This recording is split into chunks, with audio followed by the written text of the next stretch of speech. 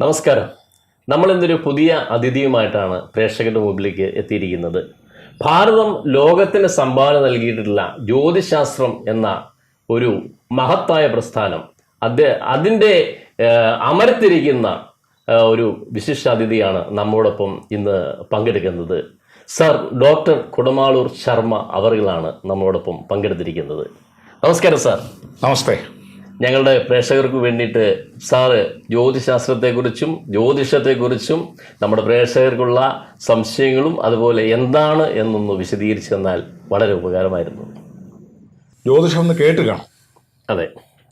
പക്ഷെ എന്താണ് അതിൻ്റെ കാര്യങ്ങളെന്നുള്ളത് അല്പം അറിയാവുന്നവരും വളരെ പഠിത്തമുള്ളവരും ഒക്കെ നമ്മുടെ ഈ പ്രോഗ്രാം കണ്ടുകൊണ്ടിരിക്കുന്നുണ്ട്. ജ്യോതിഷന്മാർ തന്നെ കണ്ടുകൊണ്ടിരിക്കുന്നുണ്ട്. ജ്യോതിഷം എന്ന് കേട്ടിട്ടുണ്ട്, നാളെ കാര്യങ്ങൾ സമയം. ഇത്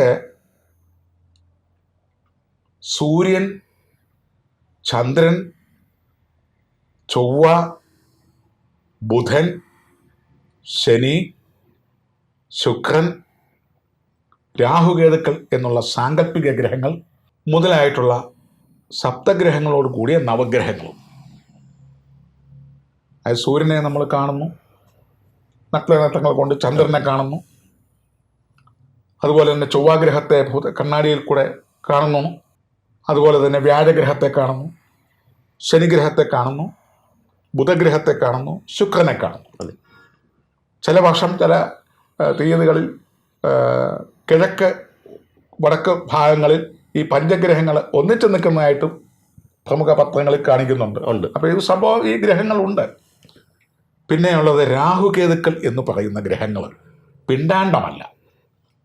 എന്ന് പറഞ്ഞാൽ ഇപ്പോൾ കറണ്ട് നമ്മൾ കാണും, കറണ്ടിൻ്റെ ആകൃതി അങ്ങനെ പറയും. ആകൃതി ഇല്ലല്ലോ, ഇല്ല. അത് ട്യൂബെ കൊടുക്കുമ്പോൾ ട്യൂബിൻ്റെ ആകൃതി, ബൾബിലാകുമ്പോൾ ബൾബിൻ്റെ ആകൃതി. വിവിധ രീതികളിൽ വെള്ളം എങ്ങനെ നമ്മൾ ഒരു കുടത്തിനകത്ത് വെക്കുന്നു, അല്ലെങ്കിൽ ഒരു കൂച്ചയ്ക്കകത്ത് വെക്കുന്നു, അല്ലെങ്കിൽ നമ്മൾ പൈപ്പിനകത്തൂടെ വരുന്നു, അല്ലെങ്കിൽ സമുദ്രത്തിൽ കിടക്കുന്നു, നദിയിൽ കിടക്കുന്നു, കുളത്തിൽ കിടക്കുന്നു, ഇങ്ങനെ പല രീതികളിൽ ഉണ്ട്. ഒരാകൃതി എന്ന് പറയാനില്ലെങ്കിൽ ശക്തിയുണ്ട്, കറണ്ടും ശക്തിയുണ്ട്. അതെ. അപ്പം ഈ ഗ്രഹങ്ങളെല്ലാം കിടന്ന് കറങ്ങുന്നതിൻ്റെ ആ നിശ്ചിത കോടാനുകോടി വർഷങ്ങളായിട്ട് ഭ്രമണപഥങ്ങൾ സൂര്യനെ ചെയ്തുകൊണ്ടിരിക്കുകയാണ്. അതിന് ഓരോ കാലഘട്ടമുണ്ട്. ആ കാലഘട്ടം ജ്യോതിഷത്തിൽ കൃത്യമായിട്ട് കാണണം. സൂര്യഗ്രഹണം, ചന്ദ്രഗ്രഹണം, വേലിയേറ്റം, നക്ഷത്രങ്ങളുടെ ഗതിവിഗതികൾ, എല്ലാ വിവരങ്ങളും ഇന്ന ഇന്ന ധ്രുവങ്ങളിൽ ഇന്ന ഇന്ന നക്ഷത്രങ്ങൾ ഇന്ന ഇന്ന സമയത്ത് വന്നിരിക്കുന്നു, ദിനരാത്രങ്ങൾ, ഉദിക്കുന്ന സമയം, മധ്യാഹ്ന സമയം, അസ്തമിക്കുന്ന സമയം, മഴ പെയ്യാണ്ടൊരു കാലം, അതുപോലെ തന്നെ മഞ്ഞുകാലം, ശീതകാലം, എല്ലാത്തിനും അന്ന് വിതയ്ക്കാൻ പോലും ഈ ജ്യോതിശാസ്ത്രത്തിലെ ജ്യോതിഷ ഗ്രഹങ്ങളുടെ സൗരയൂഥങ്ങളെ ഇവയെ ചുറ്റിപ്പറ്റി നിൽക്കുന്ന അശ്വതി നക്ഷത്രം, ഭരണി നക്ഷത്രം, കാർത്തിക നക്ഷത്രം, രോഹിണി നക്ഷത്രം, മകയിര നക്ഷത്രം, തിരുവാതിര നക്ഷത്രം, പുണർന്ന നക്ഷത്രം, പൂയം നക്ഷത്രം, അങ്ങനെ ആയില്യം, മകം, പൂരം, ഉത്രം, അത്തം, ചിത്തിര, ചോതി, വിശാഖം, അനിഴം, തൃക്കേട്ട, മൂലം, പൂരാടം, ഉത്രാടം, തിരുവോണം, അവിട്ടം, ചതയം, പുരുട്ടാതി, ഉത്രട്ടാതി, രേവതി, ഇങ്ങനെ 27 നക്ഷത്രങ്ങളും. ഇടയ്ക്ക് ഒരു 4 മിനിറ്റ് മാത്രം പ്രകാശിപ്പിച്ചുകൊണ്ടിരിക്കുന്ന ഒരു വിശിഷ്ട അതിഥിയായിട്ട് അഭിജിത്ത് എന്ന് പറയുന്ന ഒരു നക്ഷത്രം ഉത്രാടത്തിൻ്റെ ഒടുവിലും തിരുവോണത്തിൻ്റെ ആദ്യവുമായിട്ട് വരുന്നുണ്ട്. ഭൂരിഭാഗവും അദ്ദേഹം പ്രസൻറ്റ് ചെയ്യാത്തതുകൊണ്ട് അദ്ദേഹത്തെ നക്ഷത്ര ഗണിതത്തിൽ പെടുത്തുന്നില്ലെങ്കിലും വിശിഷ്ട അതിഥിയായിട്ട് അഭിജിത്തായിട്ടൊരു മുഹൂർത്തം അല്ലെങ്കിൽ ഒരു നക്ഷത്രവും വരുന്നുണ്ട്. പക്ഷേ പ്രധാനമായിട്ട് 27 നക്ഷത്രങ്ങളും സൗരയൂഥത്തിലെ നവഗ്രഹങ്ങളും. നവഗ്രഹങ്ങളിൽ രാഹുവിൻ്റെ ബലം നമ്മൾ പറഞ്ഞില്ല. അതായത് എല്ലാ ഗ്രഹങ്ങളും സൂര്യനെ ചുറ്റിക്കറങ്ങുമ്പോൾ, നമ്മളിപ്പോൾ ഫാൻ കറങ്ങുമ്പോൾ അതിൻ്റെ ഇല ശ്രദ്ധിച്ചിട്ടുണ്ടോ? ഏതെങ്കിലും ഒരു ഇലയുടെ ഇടയിൽ ഒരു ഡാർക്ക് കാണും, രാത്രി പ്രത്യേകിച്ച് കാണും, ഇരുട്ട്, അല്ലെങ്കിൽ ഒരു നിഴൽ, ഒരു മൊട്ടുസൂചി വരെ, തിമിങ്ങലങ്ങൾ വരെ, അല്ലെങ്കിൽ ഒരു മല വരെ വന്നാലും അതിനൊരു നിഴലുണ്ട്. ഇവയുടെ എല്ലാം കൂടെ നിഴലാണ് രാഹു, വിഷം. അവിടെ സൂര്യപ്രകാശം അടിക്കുന്നില്ല. അതുകൊണ്ട് സൂര്യന് രാഹുവിനോട് അത്ര തൃപ്തിയല്ല, രാഹുവിന് സൂര്യനോടും അത്ര തൃപ്തിയല്ല. കാരണം നിഴല, അന്ധകാരമാണ്. ഈ നിഴലാണ് ഗ്രഹണം. ഏതാണ്ടെന്ന് അതെ പ്രേക്ഷകർക്ക് ആ മനസ്സിലാവുമല്ലോ. കറക്റ്റായിട്ട്. ഈ ഭീമാകാരമായ ഈ ഗ്രഹങ്ങൾ നമ്മൾ ഭൂമിയിൽ പോലും പണ്ട് ഭൂമി പരന്നതായിരുന്നു എന്ന് പറയുന്നു. പിന്നീടാണ് അടുത്ത കാലത്താണ് ഇത് ഗോളാകൃതിയിൽ അണ്ഡാകൃതിയിലാണെന്നും ഇതിങ്ങനെ വടക്ക് കിഴക്ക് ദിശയിലേക്ക് കറങ്ങിക്കൊണ്ടിരിക്കുകയാണ്, അതിനൊരു അച്ചുതണ്ട് ഉണ്ടെന്നും. അച്ചുതണ്ട് ഇല്ല, അതെവിടെ? ഏതോ ഒരു ശക്തി ഇവയെല്ലാം കൃത്യമായി കറക്കിക്കൊണ്ടിരിക്കുന്നു. അതിനെ ദൈവം എന്ന് പറയുന്നു. ഒരാകർഷണം, സൗരയൂഥം. ഇതുപോലെ ആയിരക്കണക്കിന് ഗാലക്സികൾ വേറെയുണ്ടെന്നാണ് കണ്ടുപിടുത്തം. അപ്പം അതുപോലെ നക്ഷത്രങ്ങൾ മനുഷ്യനെത്താൻ പറ്റിയിട്ടില്ല, കണ്ടുപിടിച്ചുകൊണ്ടിരിക്കുന്നു. അത് എന്ന് പറ്റുകയില്ല എന്നൊന്നും നമുക്ക് പറയാൻ പറ്റില്ല. എപ്പോഴും നമ്മൾ സയൻറ്റിഫിക്കൽ മെത്തേഡിന് മുൻതൂക്കം കൊടുത്തുകൊണ്ടിരിക്കുന്നതാണ്. അതാണ് ഈ ശാസ്ത്രവും ഈ ജ്യോതിഷവും തമ്മിലുള്ള ഒരു കണ്ടന്റ്. ശരിക്കും പറഞ്ഞാൽ ശാസ്ത്രം ഇപ്പോഴും അന്വേഷിച്ചുകൊണ്ടിരിക്കുകയാണ് സൗരയൂഥത്തെക്കുറിച്ച് ഇപ്പോഴും കണ്ടുപിടിക്കാൻ വേണ്ടി. കോടാനുകോടി വർഷങ്ങൾക്കായതും വേദകാലങ്ങൾ മുഖാന്തരം, വേദകാലങ്ങൾക്കും അതിനു മുൻപും, അതായത് പാലാഴി കടഞ്ഞു എന്ന് കേട്ടിട്ടുണ്ടല്ലോ. പാലാഴി എന്ന് പറയുന്ന ദേവാസുര ഭരണകാലങ്ങളിൽ പാലാഴി കടഞ്ഞ് വളരെ ഒത്തിരി കാര്യങ്ങൾ, നിഗൂഢതകൾ ആ കടഞ്ഞലിൽ നിന്ന് ഗ്രന്ഥങ്ങൾ, വൈദ്യങ്ങൾ, ശാസ്ത്രങ്ങൾ, അങ്ങനെ ഒത്തിരി ഇനിയും തിട്ടപ്പെടുത്താത്ത ഒത്തിരി കാര്യങ്ങൾ, നമ്മുടെ ചെവിയിലും കണ്ണിലും കാതിലും ഒന്നും കേൾക്കാത്ത ഒത്തിരി കാര്യങ്ങൾ കടഞ്ഞെടുത്തിട്ടുണ്ട്. കടഞ്ഞതൊക്കെ ഏത് നൂറ്റാണ്ടിലെ കൃതായുഗത്തിന് ഒരു കൂടിയാണ്. അതായത് ബ്രഹ്മാവിഷ്ണു മഹേശ്വരന്മാരൊക്കെ വിരാജിച്ചിരുന്ന ആ കാലഘട്ടങ്ങളാണ്. ആ സമയങ്ങളിൽ പാലാഴി കടയുന്നതിന് പോലും ഒരു മുഹൂർത്തം എടുത്തു എന്നാണ്, വിന്തം. അപ്പം മുഹൂർത്തം എന്നുണ്ട്, ജ്യോതിഷമുണ്ട്. അപ്പോൾ ജ്യോതിഷത്തിന് അത്രയ്ക്ക് പഴക്കമാണ്. ആ മുഹൂർത്ത സമയത്ത് ആണ് അമൃത് പൊങ്ങി അത് മോഷ്ടിക്കപ്പെട്ടു. കാരണം ദേവന്മാർ ഈ അമൃതം തത്തുല്യമായിട്ടുള്ള ഔഷധങ്ങളും മറ്റും കഴിച്ച് എന്നും 14 വയസ്സ് നിത്യഹരിത നായകന്മാരായിട്ട് ഇരിക്കുന്നത് അസുരന്മാർക്കത്ര പിടിക്കുന്നില്ല. എന്തുകൊണ്ട് നമുക്ക് ഈ പ്രൊഡക്റ്റ്, ഈ മരുന്ന് നമുക്ക് കിട്ടിക്കൂടാ? നമുക്കും യൗവനമൊക്കെ വേണ്ടേ? അതുകൊണ്ട് ഈ കടയുന്ന സമയത്തിൽ മോഷ്ടിച്ചോണം എന്ന് നേരത്തെ നിഗമനമുണ്ട്. ഇതിങ്ങനെ മോഷ്ടിക്കപ്പെടാൻ സാധ്യതയുണ്ടെന്നും ഇത് വിപ്ലവാത്മകപരമായ ഒത്തിരി കാര്യങ്ങളിലൂടെ ഇത് തിരിച്ചു വരുമെന്നും അത് 4 യുഗങ്ങളിൽ ഇത് പ്രതിധ്വനിക്കേണ്ടി വരുമെന്നും ആണ് വിന്തം എന്ന് പറയുന്ന മുഹൂർത്തം. അപ്പോൾ അന്നും ചുരുക്കത്തിൽ പറഞ്ഞാൽ മുഹൂർത്തം നോട്ടമുണ്ട്, പരവെക്കുന്നതിന് മുഹൂർത്തമുണ്ട്, കട പണിയുന്നതിന് മുഹൂർത്തമുണ്ട്, കല്യാണത്തിന് ഇപ്പോഴും മുഹൂർത്തം നോക്കുന്നുണ്ട്.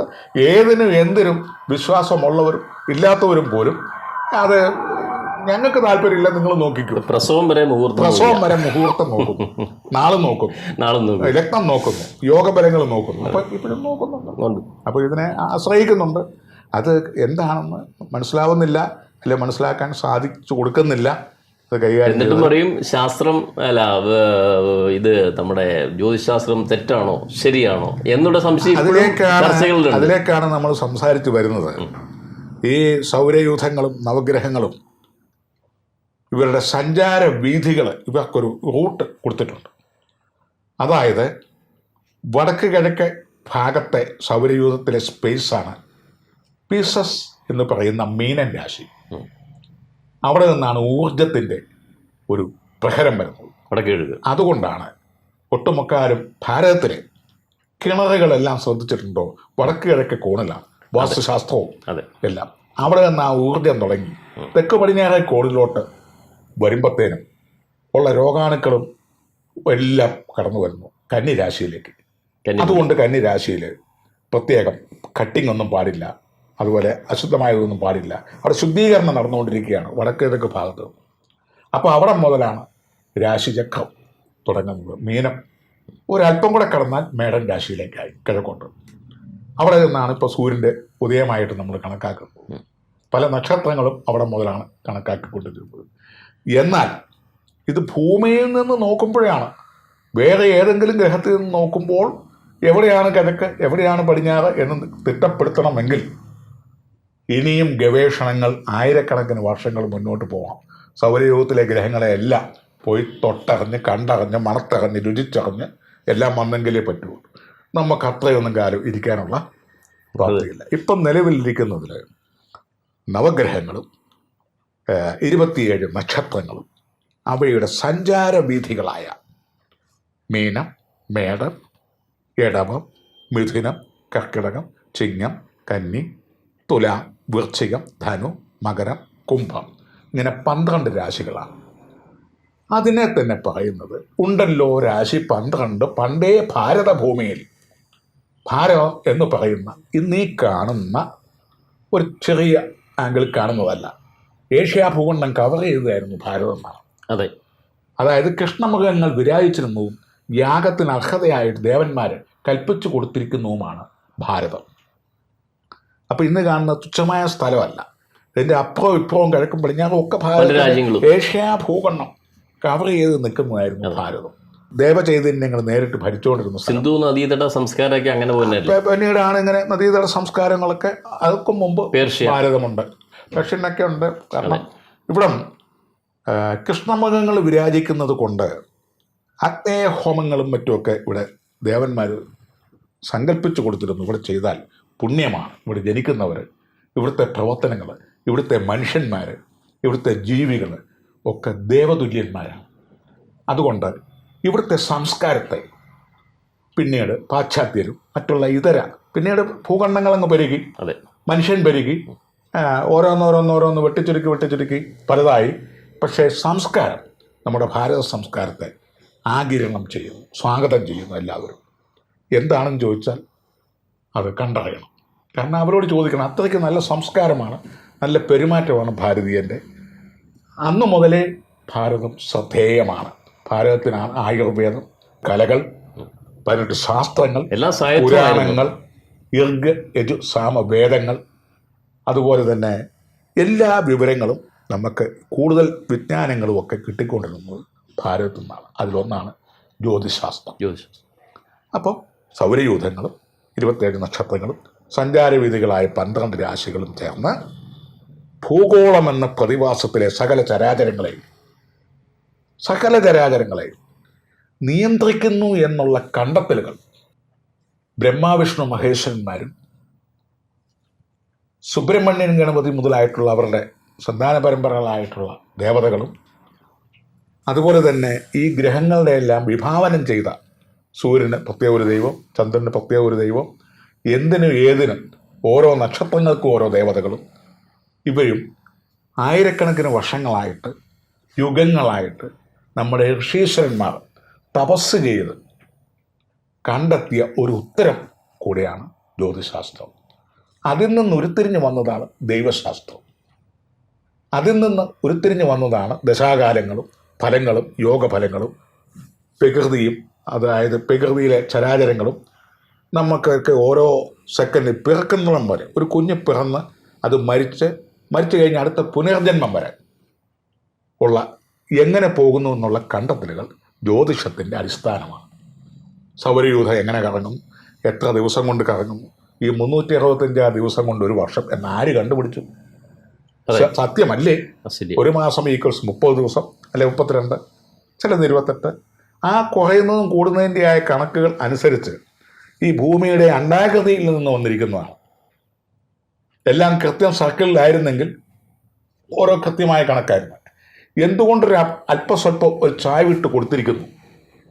അപ്പോൾ ഇങ്ങനെ ഭൂഗോളത്തിൽ പിറക്കുന്നവരെ ചരാചരങ്ങളെ മുഴുവൻ ജ്യോതിശാസ്ത്രവും അനുബന്ധ ശാസ്ത്രങ്ങളും സ്വാധീനിക്കുന്നു. ഇപ്പം നമ്മൾ വീട് വെക്കുമ്പോൾ വാസ്തു നോക്കുന്നു, ഒരു കുഞ്ഞ് ജനിക്കുമ്പോൾ സമയം എടുത്ത് നോക്കുന്നു, ഏത് നാളാണ്, ഏത് നക്ഷത്രമാണ് അന്നേരം ഉദിച്ചിരിക്കുന്നത്, പിന്നെ ആ കുഞ്ഞിന് നല്ല യോഗമുള്ളതാണോ, രാഷ്ട്രീയക്കാരനാവോ, സിനിമാക്കാരനാവോ, ഡോക്ടറാവോ, എഞ്ചിനീയർ ആവുമോ എന്നൊക്കെ ഇത് പഠിച്ച ആളുകൾക്ക് പറയാൻ പറ്റും. ശരിയായിട്ട് കൃത്യമായിട്ട് പ്രവചിക്കാൻ പറ്റും. അത് കൃത്യമായ സമയം കൊടുക്കണം. സമയം അറിയാൻ മേലാതെ വരുന്നതാണ് ഈ പ്രശ്നം വരുന്നത്. കൂടുതലും അതിൻ്റെതായ വ്യത്യാസങ്ങൾ വരും. ഇതിങ്ങനെ വരുമ്പോൾ ചില ദശാകാലങ്ങളിൽ ചില ഗ്രഹങ്ങൾ മറഞ്ഞു നിൽക്കുന്നതിനെ, അനുകൂലമല്ലാതെ പ്രതികൂലമായി വരുന്നതിനെ ഗ്രഹപ്പഴ എന്ന് പറയും. നമ്മെല്ലാം നമ്മുടെ നാവിൽ വരുന്ന ഗ്രഹപ്പഴ സമയം. അതിന് പരിഹാരം ചെയ്യാം. അതിന് തന്ത്രശാസ്ത്രത്തിൽ അവിടെ തന്ത്രശാസ്ത്രം കയറി വരികയാണ്.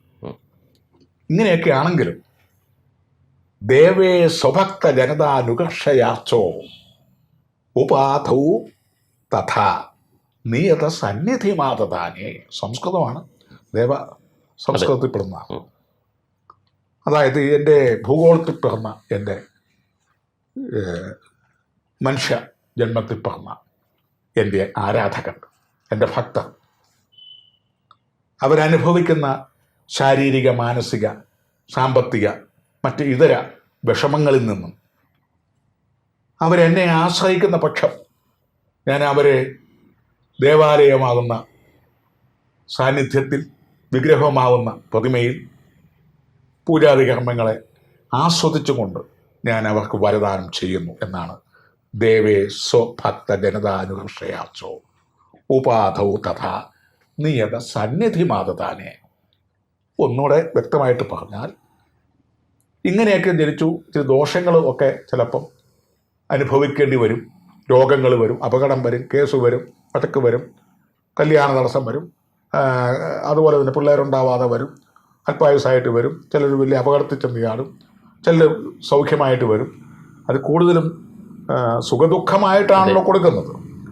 ദുഃഖിക്കുന്നവർക്ക് അതൊരു പരിഹാരം തന്നെ തൻ്റെ ഭക്തന്മാരായിരിക്കുന്ന ജനങ്ങളെ അനുഗ്രഹിക്കാനുള്ള ആവേശത്തോടു കൂടി ബിംബമാകുന്ന ശരീരത്തിൽ പൂജാതി കർമ്മങ്ങളെ അനുഭവിച്ചുകൊണ്ട് ദേവൻ അല്ലെ ദേവി നിത്യ സാന്നിധ്യം ചെയ്യുന്നു എന്നാണ്.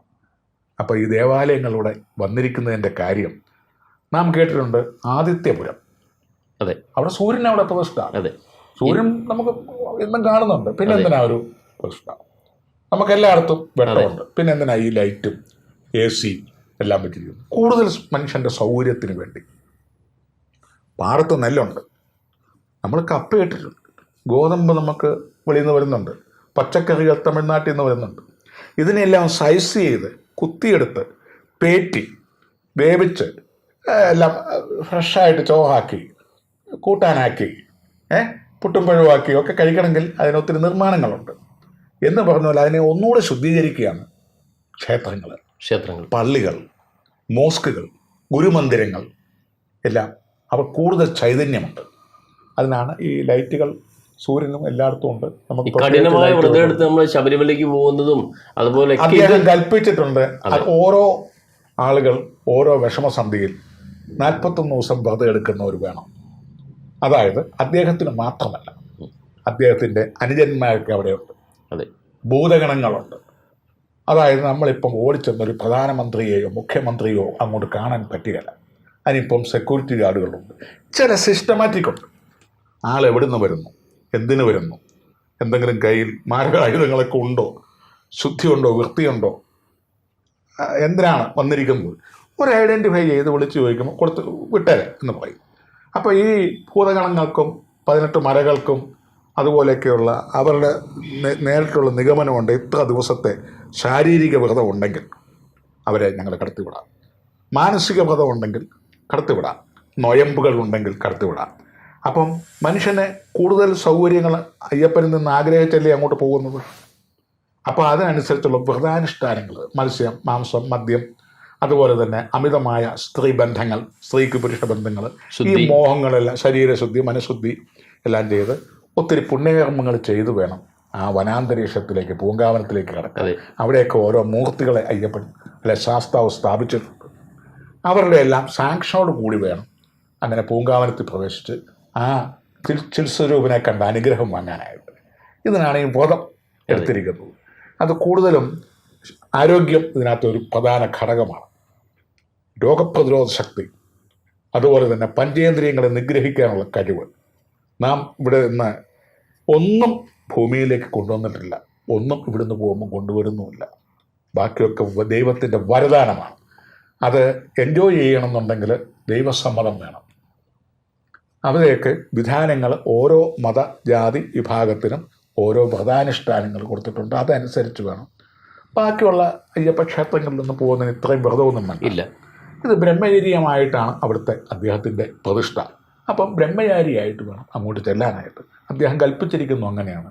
ശരിക്കും പറഞ്ഞാൽ ഗുരുക്കന്മാരെയൊക്കെ നമ്മുടെ കെട്ടുനിറയ്ക്കാനൊക്കെ ആയിട്ട് കെട്ടുനിറയ്ക്കുക എന്ന് പറഞ്ഞു കഴിഞ്ഞാൽ ആ പോകേണ്ട രീതികൾ, അയ്യപ്പൻ അവിടെ പന്തളത്ത് കൊട്ടാരത്തിൽ നിന്ന് അസ്ത്രം അയച്ചു, ഞാൻ ഇന്നടത്ത് ഇന്ന ദേവാലയം എനിക്കവിടെ പണിത് തരണം, ഞാനവിടെ സന്യാസിയായിട്ടാണ് എൻ്റെ ജന്മം,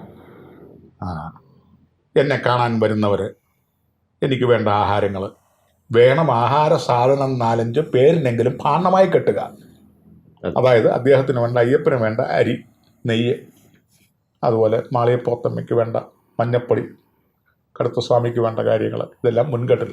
പിൻകെട്ടിൽ അവനവൻ്റെ ആഹാരം നമുക്ക് കഴിക്കാനുള്ള, അന്ന് കൊടുങ്കാറില്ല, അതിനകത്ത് അരിയും പച്ചക്കറികളും ഒക്കെ ഉണ്ട്. അതുമൊക്കെ ആയിട്ടാണ് പോകുന്നത്. അന്ന് 10-20 ദിവസം കൂടിയിട്ടാണ് പോയി വരാൻ പറ്റുന്നു. ഞാൻ പോയ കാലത്ത് തന്നെ 8-10 ദിവസം ഉണ്ട്. പമ്പയൊക്കെ ഘോര വനമാണ്, സന്നിധാനവും വനമാണ്. ഇപ്പം എത്രയോ ഭയങ്കരമായി വന്യമൃഗങ്ങളൊക്കെ നേരിട്ട് കാണാമായിരുന്നു. വളരെ അടുപ്പ് കൂട്ടിയാണ് നമ്മൾ സദ്യയൊക്കെ വെക്കുന്നത്. അങ്ങനെ ഒത്തിരി കാര്യങ്ങൾ പറയാനുണ്ട്. എന്തായിരുന്നാലും ദേവേശഭക്ത ജനതാനുരക്ഷയാർച്ചോ പാദോ തഥാ സന്നിധി മാതാനെ. അങ്ങനെ ഏതെങ്കിലും നല്ല സമയത്തും ചീത്ത സമയത്തും ഒക്കെ ആയിട്ടൊക്കെ മനുഷ്യൻ, എൻ്റെ ഉണ്ണികൾ ജനിക്കുന്നു എങ്കിലും അവരുടെ കഷ്ടകാലങ്ങളിൽ നിന്ന് അവരെ രക്ഷപ്പെടുത്താൻ ഞാൻ വില്ലിങ്ങാണ്. അതിന് ക്ഷേത്രങ്ങൾ എനിക്ക് തന്ന് എന്നെ പൂജിച്ചാൽ വേദശാസ്ത്ര പുരാണ ഇതിഹാസങ്ങളിൽ നിന്നും അറിയപ്പെടേണ്ട ഞാൻ നിങ്ങളിൽ നിന്ന്, നിങ്ങളുടെ ദോഷങ്ങളിൽ നിന്ന് മുക്തി തരാൻ ഞാൻ തയ്യാറാണ്. അതുകൊണ്ടാണ് ഈ ഗുരുവായൂർ, ശബരിമലയൊക്കെ ഈ ഇൻ്റർനെറ്റ് യുഗത്തിലും ഈ ആളുകൾ ക്യൂ നിന്ന് അനുഗ്രഹം പറയാനായിട്ടാണ്. അദ്ദേഹത്തിന് എന്തെങ്കിലുമൊക്കെ ബ്രഹ്മദേവനോട് അപേക്ഷിച്ചിട്ട് കുറച്ചൊക്കെ കൊടുക്കാനുള്ള അനുവാദമുണ്ട്. അത് കിട്ടും, അതുപോലെ ചെയ്തു കഴിഞ്ഞാൽ. പിന്നീട് അതിന് പറയുന്നത് ഇങ്ങനെ വേദശാസ്ത്ര പുരാണ ഇതിഹാസങ്ങളിൽ നിന്നും അറിയപ്പെടുന്ന ദേവതകൾ യുഗങ്ങളായിട്ട് വൈഷ്ണവ ദേവി അവരുടെ പരിവാരങ്ങളായിട്ടും അതുപോലെ പ്രതിനിധികളായിട്ടും അവരുടെ പുനർജന്മമായിട്ടുമൊക്കെ ഒത്തിരി അവതാരങ്ങൾ വന്നു പോയിക്കൊണ്ടിരിക്കുകയാണ് ഇപ്പോഴും, ഇനിയും വരും. അപ്പോൾ അതായത് എവിടെ ദുഷ്കർമ്മങ്ങളും ദുഷ്ടതകളും പെരുകുന്നോ അപ്പപ്പോൾ ഞാൻ അവതരിക്കിയ പതിവാണ്, എൻ്റെ ശീലമാണ് എന്നാണല്ലോ ഗീതൻ യഥാ യഥാഹി ധർമ്മസ്യ ഗ്ല നിർഭവതി ഭാരത. അഭ്യുത്ഥാനമധർമ്മസ്യ തദാത്മാനം സദാമ്യഹം. പരിത്രാണായ, പരിവർത്തനത്തിന് വേണ്ടി, സാധുക്കളെ രക്ഷിക്കുന്നതിന് വേണ്ടി അത് ഞാൻ യുഗങ്ങൾ തോറും അല്ലെ കാലാകാലങ്ങളിൽ വിവിധ രീതികളിൽ ഭാവങ്ങളിൽ ഞാൻ വരും, വന്നത് രക്ഷപ്പെടുത്തും എന്നാണ് അതിൻ്റെ അർത്ഥം. അപ്പോൾ ഇനിയും അവതാരങ്ങളൊക്കെ വരും. അത് എല്ലാം മനുഷ്യന് നന്മയ്ക്ക് വേണ്ടി, പ്രകൃതിയുടെ നന്മയ്ക്ക് വേണ്ടിയും ചരാചരങ്ങളുടെ നന്മയ്ക്ക് വേണ്ടിയുമാണ്. അവിടെ ജ്യോതിശാസ്ത്രത്തോടൊപ്പം തന്ത്രശാസ്ത്രം കയറി വരുന്നു. എന്തിനാണ് ഇങ്ങനെയൊക്കെയാണ് വിധിയെങ്കിലും പിന്നെ എന്തിനാ ദൈവവും പള്ളിയും അമ്പലവും മോസ്കും ഒക്കെ കുറച്ചൊക്കെ ചില പെറ്റി കേസുകളൊക്കെ മാറ്റി നല്ല രീതിയിൽ കൊണ്ടുവരാനായിട്ടുള്ളൊരു മാർഗവും കൂടിയാണ്. സിസ്റ്റമാറ്റിക് കൂടിയുണ്ട്. ദൈവാനുഗ്രഹത്തിന് കുറേ കാര്യങ്ങളൊക്കെ ചെയ്യാൻ സാധിക്കും. ക്ഷേത്ര ആരാധനകൾക്ക്, പള്ളി ആരാധനകൾക്ക്, തീർച്ചയായിട്ടും മോസ്ക് ആരാധനകൾക്ക്, പിന്നെ ഗുരുക്കന്മാരെ, അതുപോലെ തന്നെ സത്സംഗങ്ങൾ, ഇങ്ങനെയുള്ളത് കൊണ്ട് കുറേയധികം നന്മകൾ ചെയ്യാനും അടുത്ത തലമുറ നല്ല ക്ലിയറാക്കി കൊണ്ടുവരാനും ഒക്കെ ആയിട്ടാണ് ഈ സകല ഈശ്വരന്മാരും നന്മയ്ക്ക് വേണ്ടിയാണ് ഇവിടെ വന്ന് അവതാരം പൂണ്ട് അവർ തിരിച്ചു പോയിരിക്കുന്നത്. അതുപോലെ അവരുമൊക്കെ ഓരോ ജ്യോതിശാസ്ത്രപരമായി ഓരോ നാളിന്, ഇപ്പോൾ ശ്രീരാമചന്ദ്രൻ പുണർന്ന നാളിനും, ഗണപതി അത്തം നാളിനും, ശ്രീകൃഷ്ണൻ രോഹിണി നാളിനും, അയ്യപ്പൻ ഉത്രം നാളിനും, പൂയൻ നക്ഷത്ര സുബ്രഹ്മണ്യം, ഇവരെല്ലാം ഓരോ നക്ഷത്രത്തിൽ ലയിച്ചാണ് വന്നിരിക്കുന്നത്. അവർക്കൊക്കെ ഓരോ ദശാകാലങ്ങളും ഓരോ അവതാരോദ്ദേശങ്ങളും ഒക്കെ ഉണ്ട്. അത് കഴിയുമ്പോൾ അവരും അങ്ങ് ദേഹം വഴി. ഇപ്പം നക്ഷത്രങ്ങളൊക്കെ അതിന് മുമ്പേ ഉണ്ട്. ഈ ജ്യോതിശാസ്ത്രവും കാര്യങ്ങളും എല്ലാം അനന്തമാണ്. നമ്മുടെ അറിവുകളും അതുപോലെ തന്നെ വീണ്ടും വീണ്ടും വന്നുകൊണ്ടിരിക്കും, തീരുന്നില്ല. നമ്മുടെ പരാധീനതകളും നമ്മുടെ വിഷമങ്ങൾ തീർച്ചയായിട്ടും നമുക്ക് പറയുകയാണെങ്കിൽ അതിന് പരിഹാരമുണ്ട്. തീർച്ചയായിട്ടും അതിന് ദൈവം തന്നെ പറയുന്നുണ്ട്. ഇങ്ങനെയൊക്കെയാണ് എങ്കിലും ഞാനാണ് ഇതെല്ലാം അറിഞ്ഞുകൊണ്ട് തന്നെയാണ് ഇരിക്കുന്നത്. ഈ സൃഷ്ടിയൊക്കെ നടത്തിയിരിക്കുന്നതും ഞാൻ തന്നെയാണ്, സംഹരിക്കുന്നതും ഞാൻ തന്നെയാണ്, നല്ലവനെയും കൊള്ളരാത്തവനെയും ഒക്കെ സൃഷ്ടിക്കുന്നതും ഞാൻ തന്നെയാണ്. എങ്കിലും ഭക്ത നീ ഒന്ന് അറിഞ്ഞുകൊള്ളുക, ശ്രീമൽ ഷൽഗുണസംഭൃതം വപുരതിഷ്ഠായാനുഗ്രഹണാദിയ ശ്രദ്ധാഭക്തി പവിത്രതോപകരണൈ സ്വാരംഭഭൂതാത്മകൈ. ഒരു 10-45 അല്ല ഒരു 2-3 മണിക്കൂർ നേരം നീണ്ടു നിൽക്കുന്ന ഒരു ശ്ലോകമാണ് കുഴിക്കാട്ട് പച്ചതന്ത്ര സംശയം. ഓരോ വിഷയങ്ങളിലും ദൈവത്തിന് സ്വാധീനം ചെലുത്താനും അവയിൽ നിന്ന് പരമാവധി, ഇപ്പം നമ്മൾ അസുഖം വന്നു നേരെ പോയി ആശുപത്രിയിൽ പോയി അവർ ചിലപ്പം PP മോൾ ഇഞ്ചക്ഷൻ ചെയ്യുന്നു, പാരസെറ്റമോൾ ടാബ്ലറ്റ് തരുന്നു, അവൽ ചുമക്ക് തരുന്നു, ട്രിപ്പ് വെക്കുന്നു. ഇതൊക്കെ പിന്നീട് പനി വരുന്നില്ല എന്ന് പറയാൻ പറ്റുമോ? ഇല്ല. പിന്നെയും വരും, പിന്നെയും നമ്മൾ പോകും. ഇതിനൊക്കെയുള്ള പ്രതിവിധികളും കൂടിയാണ് ഇതിനകത്ത് കൂടുതലും ഉദ്ദേശിക്കുന്നത്. മോക്ഷം, അതുവഴി മോക്ഷം കിട്ടുക, ലോകത്തിലേക്ക്, സത്യലോകത്തിലേക്ക് നമ്മുടെ ശരീരം ഉപേക്ഷിച്ച് വാസാംസ ജീർണാനി എന്ന ഭഗവത്ഗീതയിലെ പഴയ ഷർട്ട് മാറി പുതു ഷർട്ട് സ്വീകരിക്കുന്ന പോലെ നമ്മുടെ ജന്മജന്മാന്തരങ്ങൾ മാറിക്കൊണ്ടേയിരിക്കുന്നു. ഇതിനോടകം തന്നെ നിരവധി പുരസ്കാരങ്ങൾ സാറിനെ തേടിയെത്തിയിട്ടുണ്ട്. ഏതാണ്ട് വിദേശത്തും ഇന്ത്യയിലുമൊക്കെ ആയിട്ട് ഏതാണ്ട് 2000 പരം പുരസ്കാരങ്ങൾ ലഭിച്ചു കഴിഞ്ഞു. സാറ് ഈ ജ്യോതിഷത്തിലേക്ക് വരുന്നത് പാരമ്പര്യമായിട്ടാണോ? പാരമ്പര്യപരമായിട്ട് മുത്തശ്ശൻ ജ്യോതിഷം, വൈദ്യം, ഹെഡ് മാസ്റ്റർ ആയിരുന്നു അന്നത്തെ. പിന്നെ അതുകൂടാതെ തന്നെ അച്ഛന് ജ്യോതിഷം, വൈദ്യം, കളരി മേഖലകളിലൊക്കെ ഉണ്ടായിരുന്നു. പാരമ്പര്യപരമായിട്ട് തന്നെ. പിന്നെ എൻ്റെ സിസ്റ്റർ അതൊന്നും പഠിച്ചിട്ടില്ല. പിന്നെ ഞാൻ പഠിച്ചു. എൻ്റെ 2 പിള്ളേരെയും കുറെ ജ്യോതിഷമൊക്കെ പഠിച്ചിട്ടുണ്ട്. ജ്യോതിഷം എന്ന് പറയുന്നത് വലിയൊരു സമുദ്രമാണെന്നും ഒരിക്കലും നമ്മള് അതെ സാറിപ്പോ അതിലേക്ക് ഇത്രയും ഇറങ്ങി വരുമ്പോൾ തന്നെ സാറിന് എങ്ങനെയാണ്? ഒന്നും ആകുന്നില്ല. അതാണ് അതിനകത്ത്.